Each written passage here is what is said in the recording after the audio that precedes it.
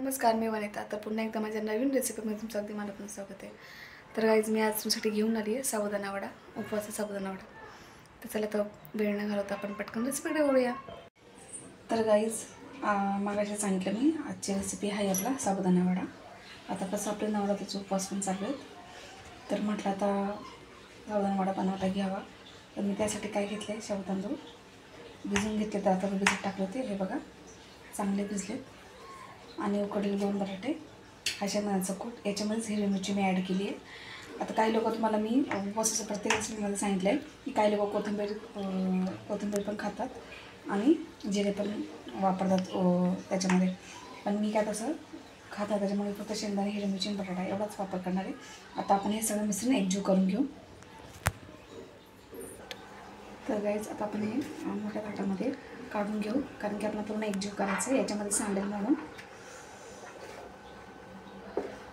अशा विधाने आपण सगळं काढून घेऊ ताटामध्ये. आता याच्यामध्ये हा शेंगदाण्याचा कूट टाकू.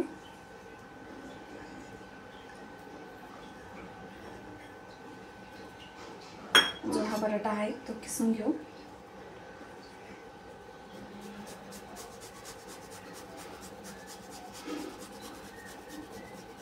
किसून घेतल्याने काय होईल, तुम्ही असं हाताने चिवडून घेतला तरी चालेल, मिक्स करून घेतला तरी. याने कसं गाठी राहत नाहीत म्हणून.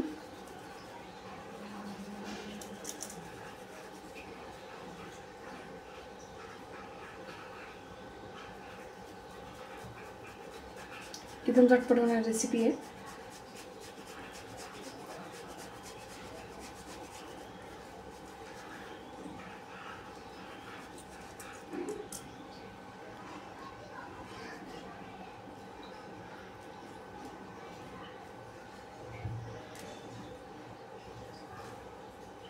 आता आपला बटाटा किसून झाला आहे.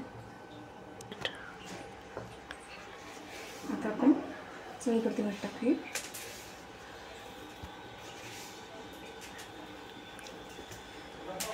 आणि सगळं मिश्रण चांगलं एकजीव करून घेऊ.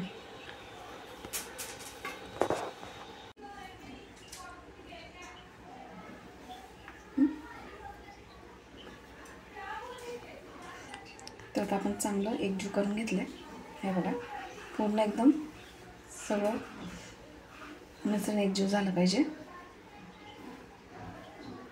बघू शकता. फक्त असं करून आपण वडे करायचे. तर चला आता आपण पटकन वडे करून घेऊ. तर आता आपण वड्या बनवून घेऊ. वडे त्यासाठी थोडा तेलाचा हात घ्यायचा आपल्याला, की जेणेकरून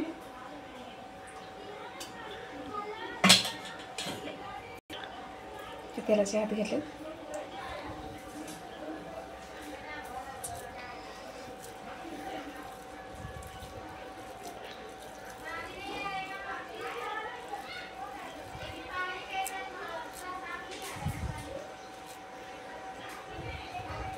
तेलाचा हात घेतल्यावर कसं म्हणजे हाताला चिपकत नाही.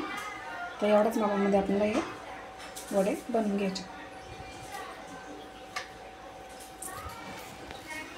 तुमच्यावर छोटे मोठे तुम्हाला जसे पाहिजे तसे बनवता मी.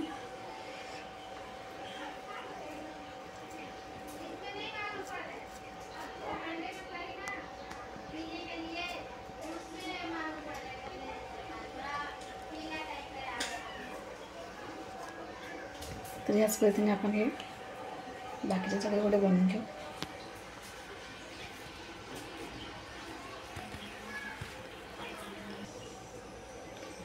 तर गाईच आपले हे वडे तयार करून आहेत.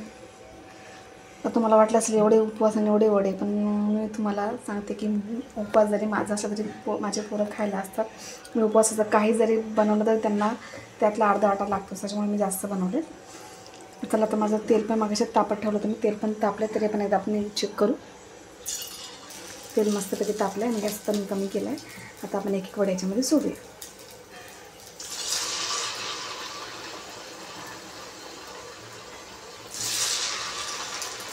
तीनच सोडूया, कारण की कढई छोटी आहे आपली, परत पलटी मारायला जमले पाहिजे. तर आता आपण हे चांगले एक साईड चांगली तळून घेऊ.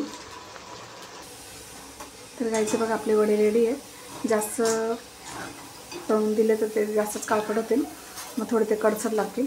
एवढं आपल्याला फ्राय करायचे तळायचे. आता आपण काढून घेऊ बघा किती मस्त दिसत आहेत आणि एकदम फुलले आहेत. तर आपण दुसरे टाकूया. जेव्हा आपण वडे टाकतो तेव्हा गॅस कमीच ठेवायचं आहे.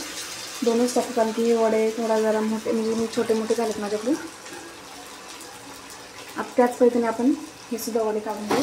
मी दाखवते. हे बघा किती मस्त आवाज येतो आणि एकदम कडक झाले. बघू शकता एकमेकांना घासल्यावर कसं म्हणजे एकदम कडक आणि कुळकुळीत आवाज येतो. तसे आता हे वडे आपण काढून घेतले तसे ते बाकीचे सगळे आपण काढून घेऊ.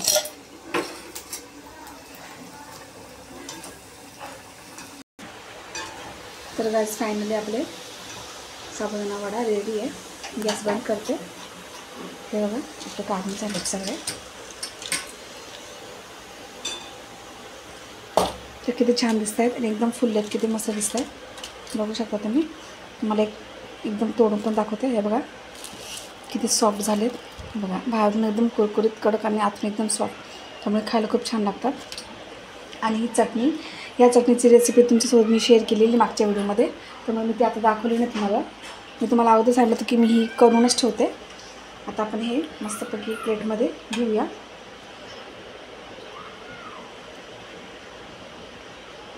आणि तुम्हाला ही माझी रेसिपी कशी वाटली कमेंट बॉक्समध्ये नक्की सांगा.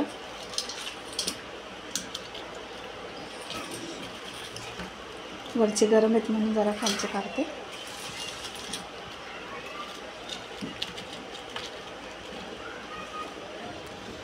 तर कशी वाटली ही रेसिपी कमेंट करून नक्की सांगा. तर गाईस तुम्हाला साबुदाणा वडा रेसिपी कशी वाटली कमेंट करून नक्की सांगा. आवडल्यास लाईक करा, शेअर करा आणि माझ्या चॅनलला सबस्क्राईब करायला विसरू नका. Bye bye.